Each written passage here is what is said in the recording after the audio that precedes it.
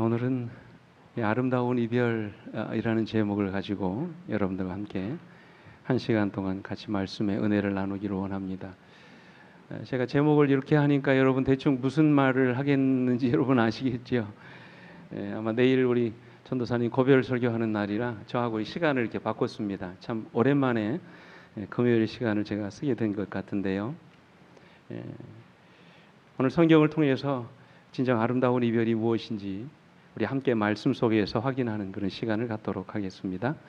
우리 주제 성경절 말씀 요한복음 14장 1절부터 3절까지 말씀 우리 함께 교독하시겠습니다. 제가 먼저 읽습니다. 너희는 마음에 근심하지 말라. 하나님을 믿으니 또 나를 믿어라. 내 아버지 집에 거할 곳이 많도다. 그렇지 않으면 너희에게 일렀으리라.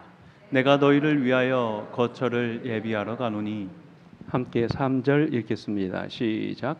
가서 너희를 위하여 거처를 예비하면 내가 다시 와서 너희를 내게로 영접하여 나 있는 곳에 너희도 있게 하리라. 아멘.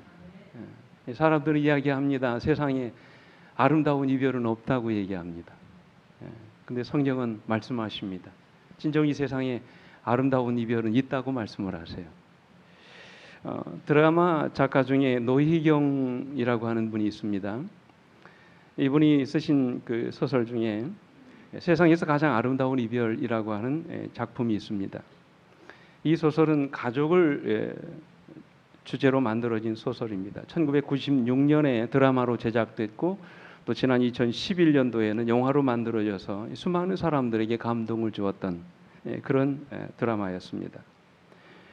이 소설은 며느리와 아내 그리고 어머니의 이름을 가진 한 여인의 이야기입니다. 치매에 걸려서 걸핏하면 며느리의 머리채를 휘어잡는 시어머니와 집안일에는 무관심하고 무뚝뚝한 남편, 바쁜 일상에 지쳐 사는 딸, 그리고 어머니는 안중에도 없고 오로지 여자밖에 모르는 철없는 아들, 그리고 톡하면 사고를 치는 백수동생 부부들까지 그야말로 그 집안에는 온갖 잡동사니의 가족들이 모여있는 그런 집안이었습니다. 그러나 그들을 위해서 자신의 모든 것을 다 바쳐 헌신하는 한 여인의 평범한 일상이 참 우리에게 감동을 줍니다. 전형적인 우리 한국인 어머니와 같은 그런 여인이었습니다.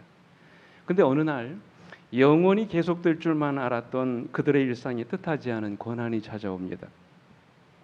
그것은 바로 그 집안의 며느리요 아내이자 어머니로 살았던 여주인공에게 자궁암 말기라고 하는 청천벽력과도 같은 진단이 내려지게 되는 것입니다.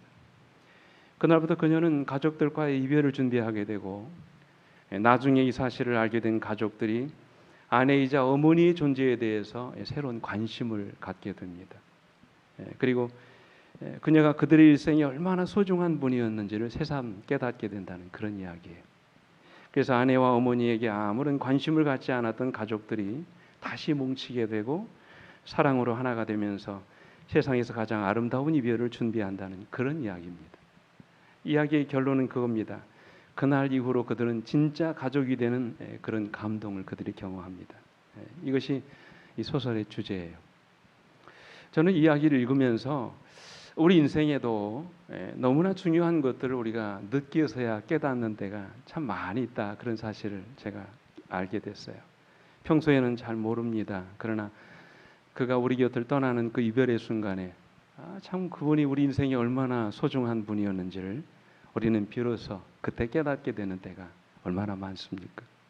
그래서 우리는 이별을 아쉬워하지요. 때로는 가슴을 치면서 후회할 때가 한두 번이 아닙니다.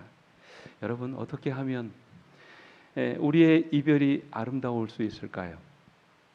오늘 이 시간에 함께 나누고 싶은 주제입니다. 어떻게 하면 정말 우리의 이별이 아쉬움이 없는 그런 후회할 것이 없는 그런 이별을 우리가 맞이할 수 있을까? 오늘 저는 우리 전도사님을 떠나보내는 이 마지막 안식일 저녁에 이 아름다운 이별이라는 제목을 가지고 좀 말씀의 은혜를 나누면서 우리 인생에 때때로 이르러 올지도 모르는 그런 이별의 순간에 우리가 어떻게 아름다운 이별을 만들어갈 수 있을까?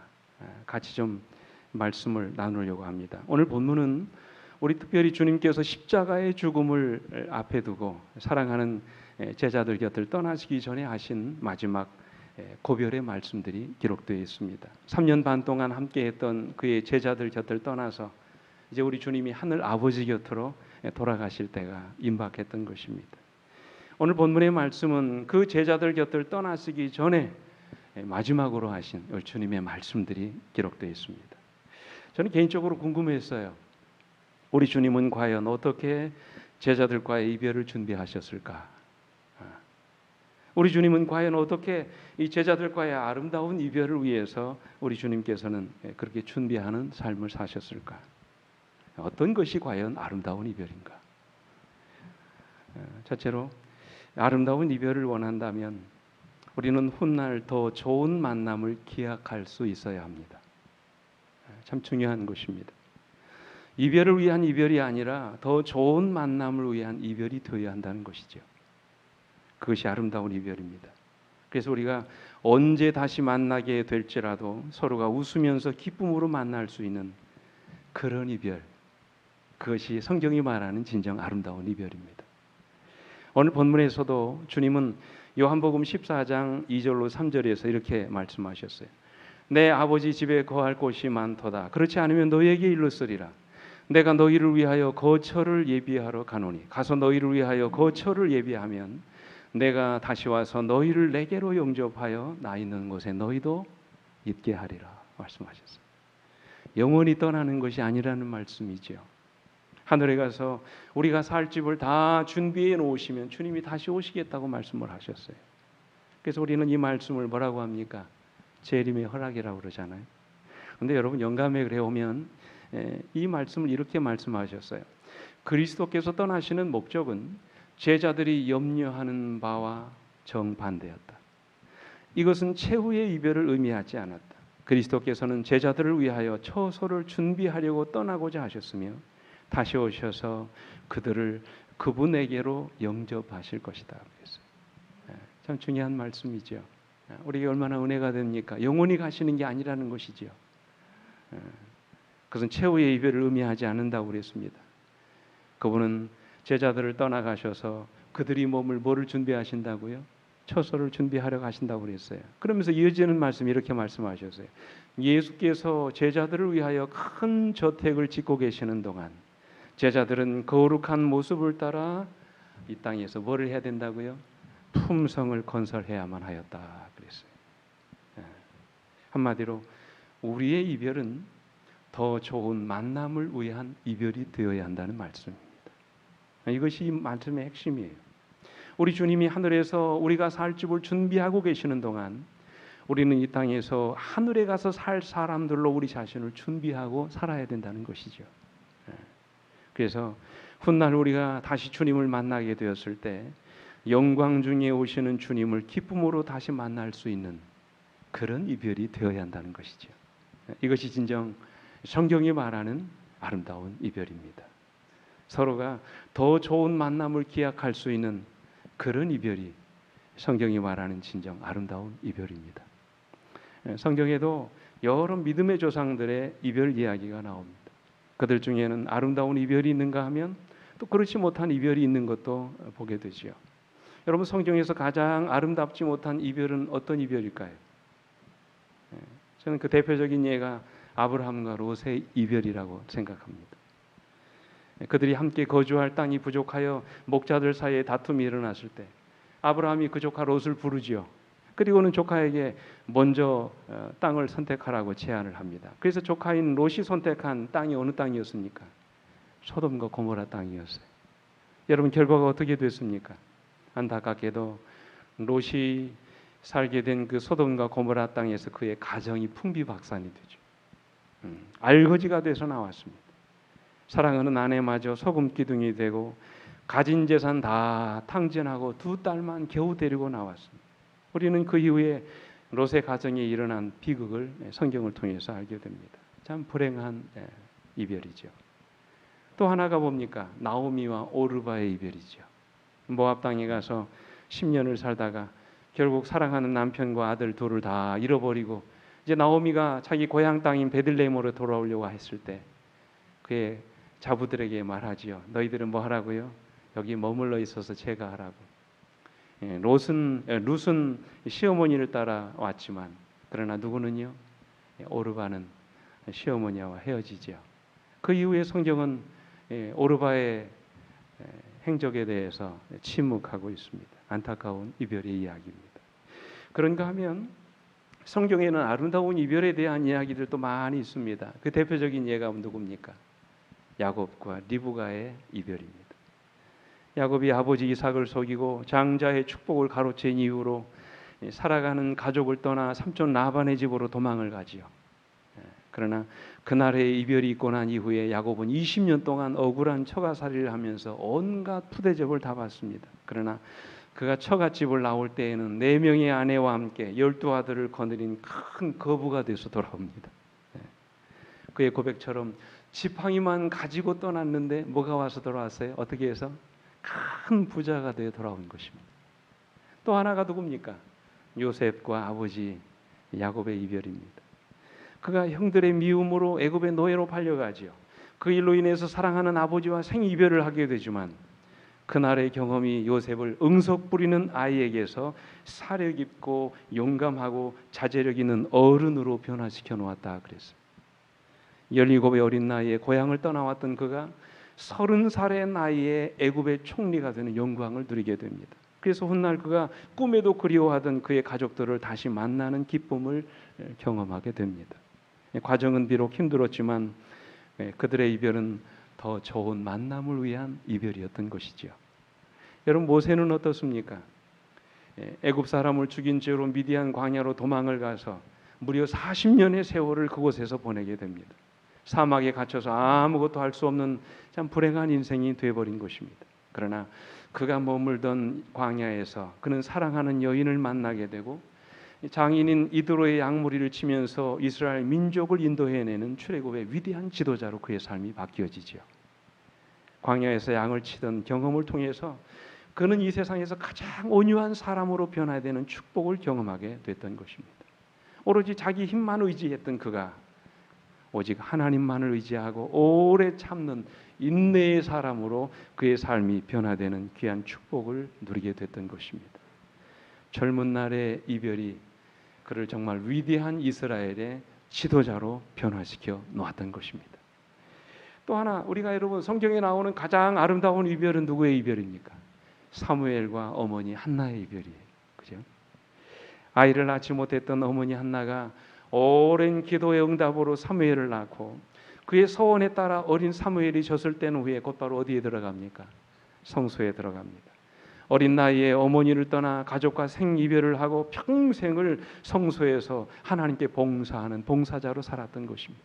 그러나 훗날 그는 이스라엘 역사의 가장 위대한 사사요 선지자가 되는 축복을 누리게 됩니다. 어머님과의 이별이 그를 이스라엘 역사의 길이 남을 위대한 지도자가 되게 만들었던 것입니다. 이처럼 여러분, 성경에는 참으로 아름다운 이별에 대한 이야기들이 너무나도 많이 나옵니다. 여러분 기억하십시오. 중요한 것은 우리가 어떤 이별을 경험하든지 오늘 우리의 이별이 훗날 더 좋은 만남을 기약할 수 있는 그런 이별이 되어야 한다는 것이죠. 저는 오늘 이 저녁 이제 우리 전도사님을 떠나보내는 이 자리에서 마치 야곱을 떠나보냈던 이삭의 심정으로 이 자리에 섰습니다. 그날 떠나는 아들을 위해서 이삭이 어떤 복을 빌었습니까? 창세기 28장 3절로 4절에 보십시오. 전능하신 하나님이 내게 복을 주시어 내가 생육하고 번성하게 하여 내가 여러 족속을 이루게 하시고 아브라함에게 허락하신 복을 내게 주시되 너와 함께한 내 자손에게도 주사 하나님이 아브라함에게 주신 땅 곧 내가 거류하는 땅을 내가 차지하게 하시기를 원하노라. 생육하고 번성하여 여러 민족을 이루게 하시고 아브라함에게 주신 그 땅을 차지하게 하시겠다고 말씀하셨어요. 그래서 야곱이 훗날 이스라엘이라고 하는 민족의 조상이 되고 가나안이라고 하는 땅을 차지하게 하셨던 것입니다. 마찬가지로 이제 우리 전도사님의 앞길에도 동일하신 복과 은혜가 함께 부어지기를 간절히 바랍니다. 그래서 지금은 홀로의 몸으로 이곳을 떠나가지만 훗날 전도사님을 통해서 여러 민족이 이루어지게 하시고 하나님을 믿는 백성들이 많아지게 하셔서 그 땅을 복음으로 정복할 수 있는 아름다운 역사의 주인공으로 주님께서 그렇게 복 주시기를 간절히 바랍니다. 우리 교회도 새로 오시는 전도사님과 함께 열심히 헌신해서 이 서천교회가 코로나19로 인하여 어려움 중에서도 가장 크게 성장하는 충청합회뿐만 아니라 온 연합회전회 안에서도 가장 괄목한 만한 성장을 이루어내는 그런 아름다운 교회로 성장하게 되기를 주님의 이름으로 축원합니다. 그래서 우리들이 서로 몸은 떨어져 있지만 서로가 좋은 소식을 주고받는 아름다운 일들이 많아지게 되기를 간절히 바랍니다. 이게 진정 아름다운 이별이에요. 그래서 영예원님이라고 하는 이 시인이 지은 그 어떤 이별이라고 하는 시가 있는데요. 그 시에 보면 이런 글귀가 나옵니다. 지금 이렇게 헤어짐이 아름다운 것처럼 그때 우리의 만남이 행복했으면 좋겠어요. 이것이 저의 솔직한 고백입니다. 정말 우리의 헤어짐이 아름다운 것처럼 이후에 우리의 만남이 행복해지기를 간절히 바랍니다. 이제부터 시작되는 전도사님의 사역에 우리 하나님이 복을 주셔서 전도사님을 통하여 놀라운 하나님의 역사가 이루어지는 귀한 축복을 경험하시게 되기를 간절히 바랍니다. 둘째로 아름다운 이별을 원한다면 우리가 비록 몸은 떨어져 있어도 서로를 위해서 끊임없이 기도해야 합니다. 그죠?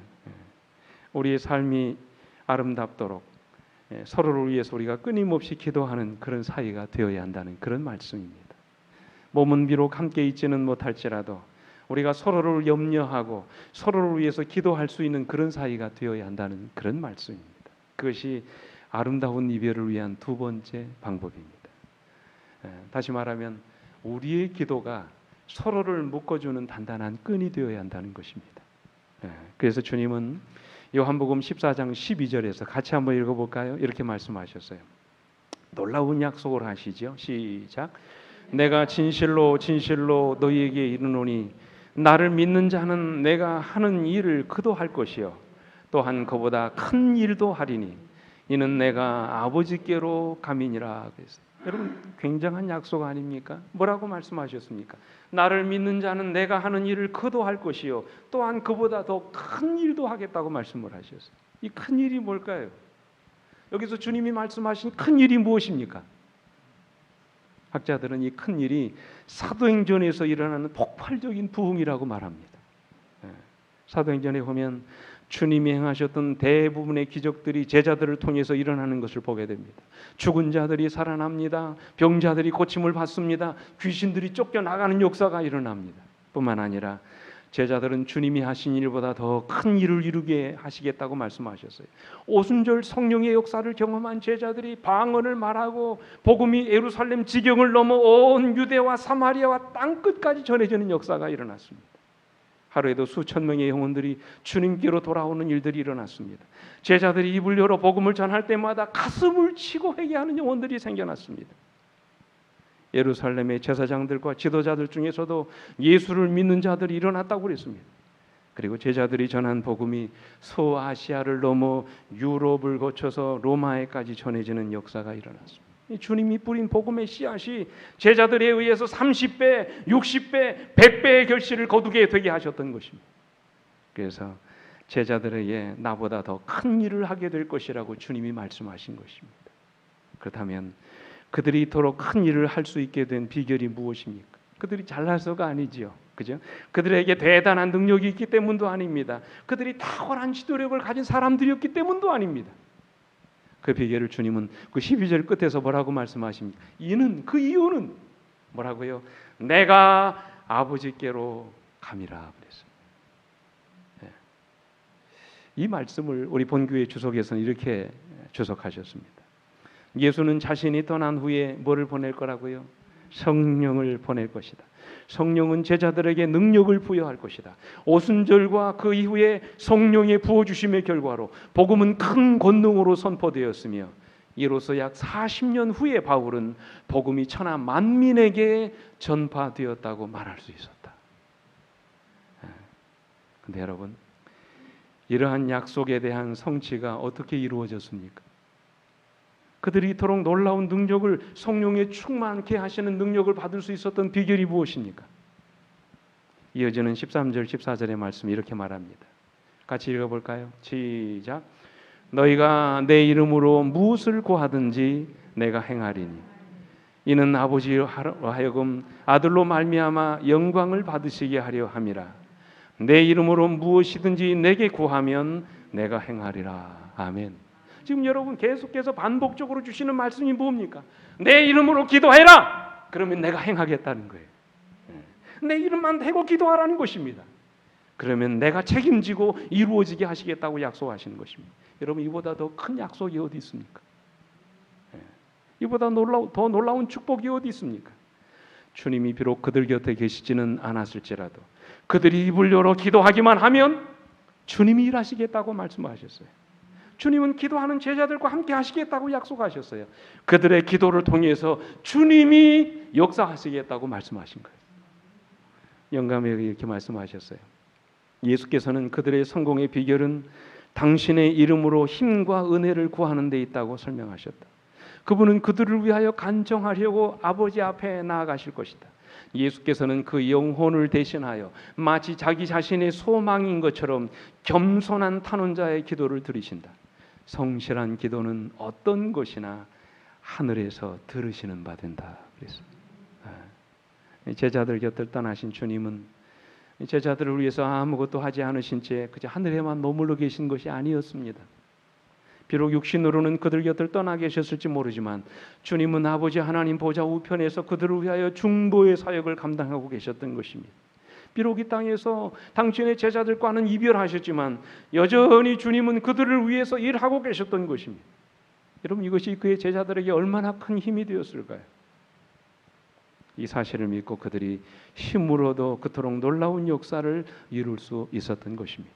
그렇다면 여러분 우리가 지금 이 순간에 서로를 위해서 해줄 수 있는 가장 큰 도움이 무엇이라고 생각하십니까? 그것은 우리 주님처럼 우리가 서로를 위해서 뭐 하는 거예요? 기도하는 것입니다. 우리들 각자에게 맡겨진 사명을 잘 감당할 수 있도록 우리들 각자가 있는 자리에서 서로를 위해서 끊임없이 기도하는 것입니다. 실제로 영감이가 이렇게 말씀하세요. 하나님께로부터 능력을 받지 않고 살 수 있는 자는 누구도 없다고요? 한 사람도 없으며 그 능력의 근원은 가장 연약한 인간에게도 열려있다. 예수께서는 너희가 내 이름으로 무엇을 구하든지 내가 시행하리니 그는 아버지로 하여금 아들을 인하여 영광을 얻으시게 하려 함이라. 내 이름으로 무엇이든지 내게 구하면 내가 시행하리라고 말씀하셨다. 인도에 평생 선교사로 봉사했던 윌리엄 캐리라고 하는 선교사가 있습니다. 선교의 아버지라고 불리죠. 근데 여러분 오늘 아침에 제가 교회 밴드에 올린 이야기입니다. 근데 이 윌리엄 캐리는 결코 대단한 사람이 아니었습니다. 그는 그 당시 사람들이 멸시했던 재화공이었습니다. 재화공이 여러분 뭔지 아시죠? 가죽으로 뭐 만드는 사람이에요? 구두를 만들어 파는 사람이었어요. 근데 그는 구두방에다가 세계 지도를 펼쳐놓고 세계 선교를 위해서 날마다 기도했대요. 사람들은 그런 글을 보면서 정신이 돌아왔다고 그랬습니다. 그 당시에는 세계 선교에 대해서 그 누구도 관심을 갖지 않았던 그런 때였습니다. 사람들은 그를 바보요 비현실적인 망상가라고 비아냥거렸습니다. 그러나 결국 그는 신학을 공부하고 목사가 됐습니다. 이 목사가 된 이후에도 그는 세계 선교의 꿈을 버리지 않았습니다. 사람들은 그를 어리석은 사람이라고 말했습니다. 어느 날 윌리엄 캐리가 목회자 모임에서 성경을 펼쳐 보이면서 여기 우리가 세상의 모든 백성들에게 가서 복음을 전해야 된다고 말씀하지 않으십니까? 그러니 우리는 복음을 들고 나가야 됩니다. 머물러 있으면 안 됩니다. 가진 복음 가지고 세계 선교를 위해서 나아가야 합니다. 많은 사람들 앞에서 목이 터져라 소리쳤습니다. 그래서 한 원로 목사님이 그를 꾸짖으면서 이렇게 말했습니다. 이복의 젊은이 안 깨. 제발 좀 진정 좀 하라고. 하나님이 이방인들을 회개시키는 것을 기뻐하시지만 자네나 내 도움 없이도 얼마든지 그 일을 할 수 있네. 앉아! 그러나 윌리엄 캐리는 그 자리에 앉으려고도 자신의 뜻을 굽히려고도 하지 않았습니다. 결국 이 캐리는 어디로 건너갑니까? 13억 인구인 인도로 건너갑니다. 복음을 들고 그 인도에 가서 복음을 전합니다. 수많은 어려움 중에서도 그런 인도의 4대 주요 언어로 성경을 다 번역하고 다른 사람들을 지도해서 아시아 32개국 언어로 성경 전체를 번역합니다. 그리고 126개 기독교 학교와 1개의 기독교 대학을 설립하는 일을 도왔습니다. 그가 인도에서 평생 선교를 하다가 그 자리에서 마치는 마지막으로 임종하는 그 자리에서 이런 고백을 합니다. 뭐라고 했어요? 참으로 하나님은 엄청난 일을 하셨구나. 그랬어요. 자기가 한 것이 아니라고 그랬어요. 참으로 누구는요? 하나님은 위대한 일을 하셨구나. 그랬어요. 한 사람의 제아공이 세계 선교의 꿈을 가지고 있다고 모두가 그를 비웃었지만 그는 인도에 가서 성경을 인도의 4개 언어로 번역하는 엄청난 일을 했고 온 인도 사람들을 주님께 인도하는 놀라운 역사의 도구로 사용되어졌습니다. 이처럼 그를 통해서 하나님의 놀라운 기적이 일어난 것입니다. 이처럼 하나님은 우리에게 감당할 수 있는 힘과 능력을 주시는 분이십니다. 그렇다면 지금 우리가 이 순간에 서로를 위해서 해줄 수 있는 가장 중요한 일이 무엇입니까? 그것은 서로를 위해서 끊임없이 기도하는 것입니다. 떠나시는 전도사님이나 우리 모두가 성령의 도구가 되어 위대한 역사를 감당할 수 있는 능력의 종으로 쓰임받게 해달라고 우리 매일 우리 하나님께 기도하시는 여러분과 제가 되기를 간절히 바랍니다. 영감에 이렇게 말씀하세요. 어느 때나 어느 곳에서나 모든 슬픔과 고통 중에서나 앞길이 캄캄하고 장래가 암담하게 보일 때 또한 우리가 무기력하고 외로움을 느낄 때 믿음의 기도의 응답으로서 보혜사가 보내신 바 될 것이다. 환경들은 우리를 모든 지상의 친구로부터 분리시킬지 모르지만 어떤 환경도 어떤 먼 거리도 우리들을 하늘의 보혜사로부터 분리시키지 못한다. 우리가 어디 있든지 어디를 가든지 언제나 그분은 우리를 지지하시고 붙드시고 격려하시고 위로하기 위하여 우리의 오른편에 계신다. 오늘 여러분 이 말씀을 믿으십니까? 이 성령을 위하여 이 능력으로 충만케 해달라고 우리 함께 기도하는 우리 모두가 되기를 간절히 바랍니다. 마지막으로 우리 모두가 아름다운 이별을 원한다면 서로를 아낌없이 사랑할 수 있어야 합니다. 훗날 후회함이 없을 만큼 있는 동안 서로를 어떻게 사랑해야 돼요? 아낌없이 사랑해야 돼요. 여러분 사랑은 변함이 없습니다. 사랑은 영원합니다. 사랑은 어떤 환경이나 상황을 초월합니다. 그러나 우리 인간의 사랑은 어떻습니까? 쉽게 변하지요. 환경이 바뀌어지면 변질되기 쉽습니다. 눈에서 멀어지면 마음에서도 멀어지기 쉽습니다. 아무리 순수하고 아름다운 사랑을 나누던 사람도 보이지 않으면 그 사랑이 식어지기가 쉽습니다. 그러나 우리가 진정 아름다운 이별을 원한다면 서로를 변함없이 사랑할 수 있어야 합니다.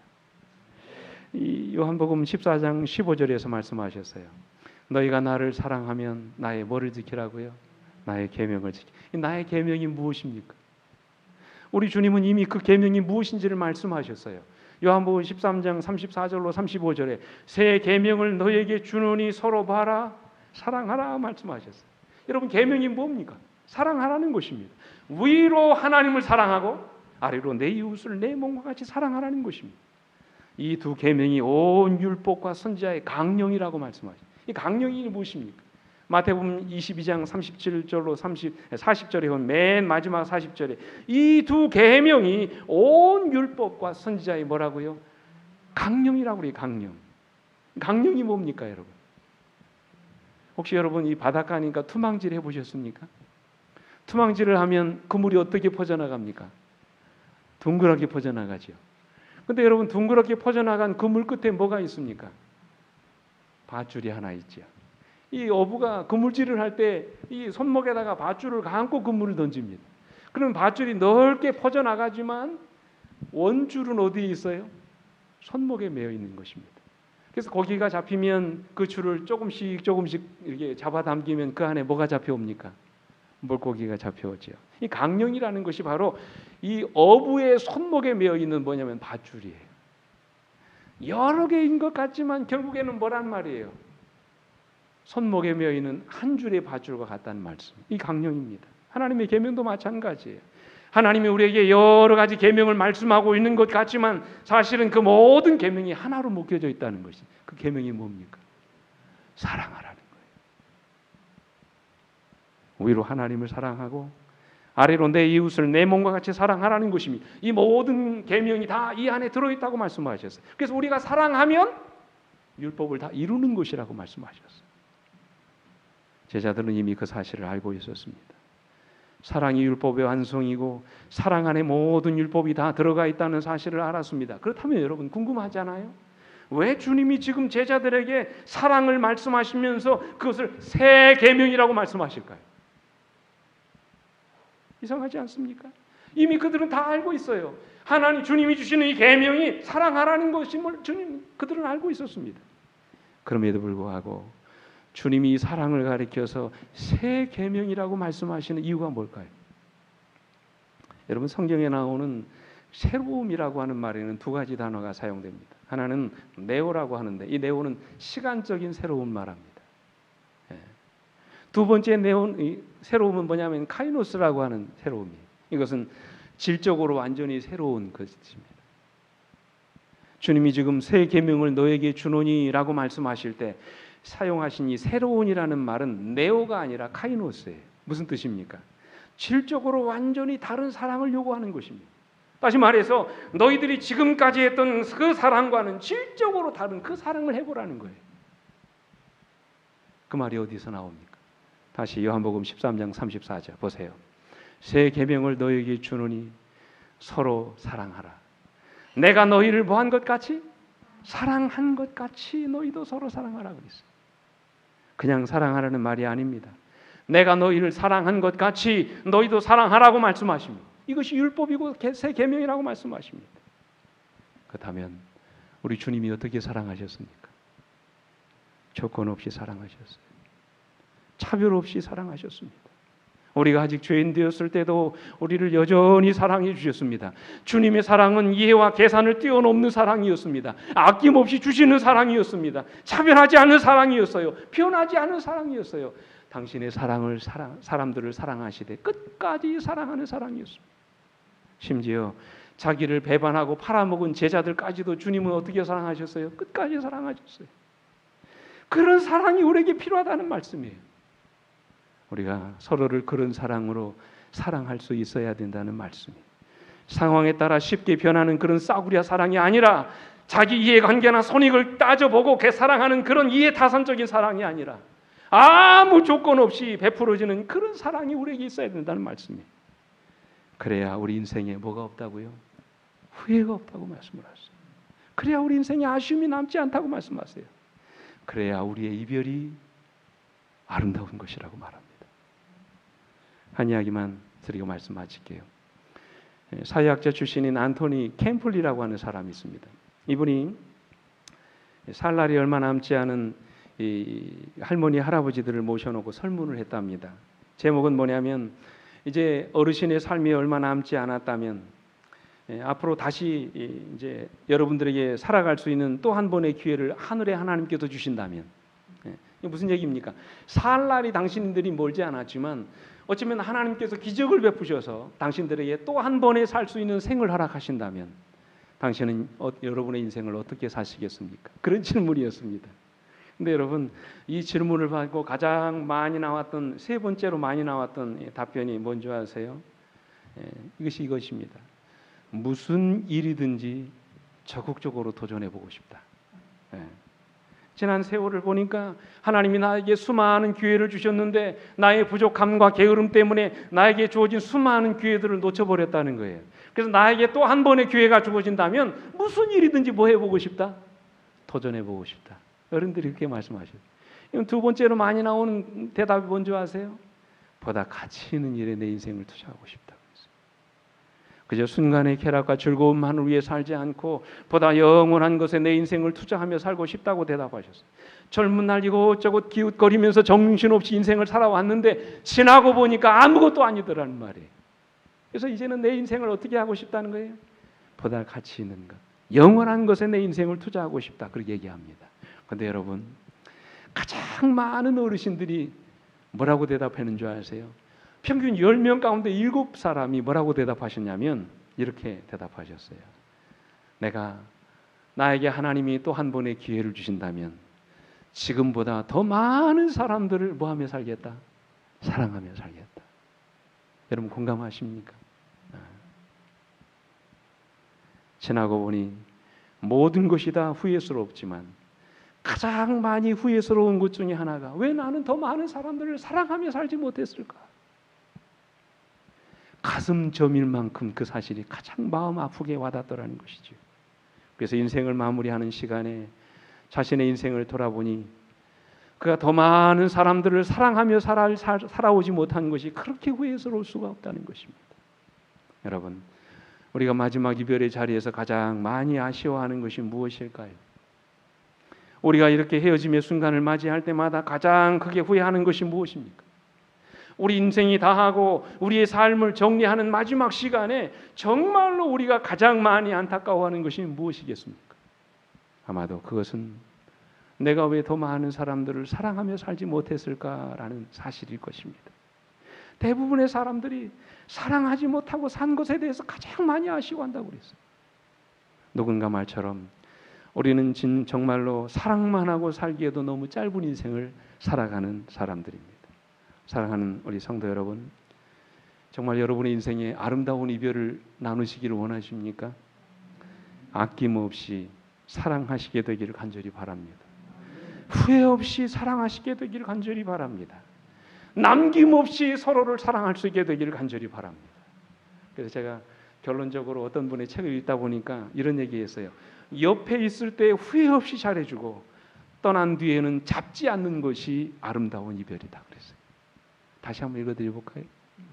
옆에 있을 때 후회 없이 잘해주고 떠난 뒤에는 잡지 않는 것이 아름다운 이별이다.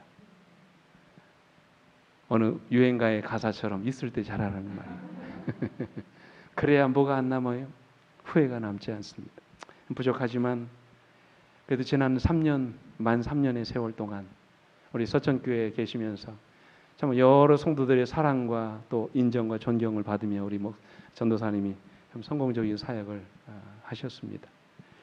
나름대로 저도 신경을 써서 잘해주려고 했는데 생각만큼 그렇게 잘해주지 못한 것이 마음속에 불쑥불쑥 듭니다.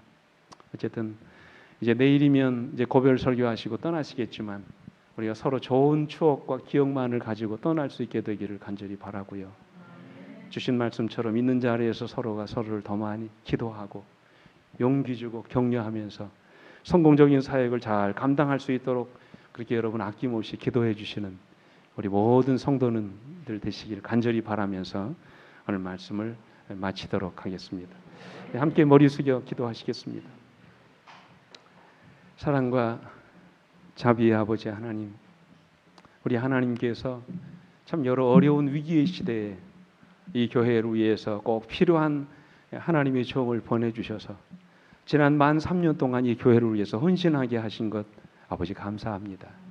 그의 수고와 모든 봉사들 우리 하나님께서 일일이 기억하셔서 더 놀라운 하늘의 축복과 은혜로 가득 채워주옵시며 그가 정말로 열악한 환경 속에서 주의 사업을 위해서 몸바쳐 헌신했사오니 그의 가는 모든 걸음걸음마다 성령의 능력으로 충만케 하시사 그를 통하여 위대한 부흥의 역사가 일어나게 하시고 비록 우리가 몸은 떨어져 있지만 서로 주고받는 소식들 좋은 소식들 주고받을 수 있도록 그래서 더 좋은 만남을 위한 아름다운 이별이 될 수 있도록 하나님 우리 각자를 그리고 떠나가시는 우리 전도사님의 앞길에 큰 은혜와 축복을 더하시기를 간절히 원합니다.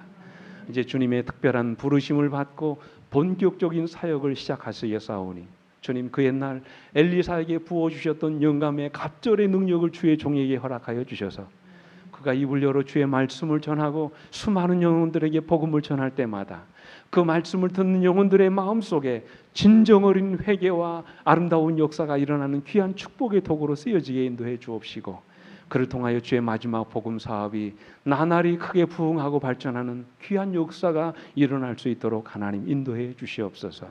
영육간의 강건함의 은총을 베풀어 주옵시고 그가 평생 오직 주님만을 위해서 복음만을 위해서 헌신하며 충성을 다하는 아버지 귀한 종 되시도록 은혜 입혀 주시옵소서. 이제 그의 모든 앞길을 주님께 위탁하오니 주님 맡으시고 그의 모든 사역에 능력으로 인쳐 주시기를 사랑이 많으신 우리 구주 예수 그리스도의 이름으로 간절히 기도드립니다. 아멘.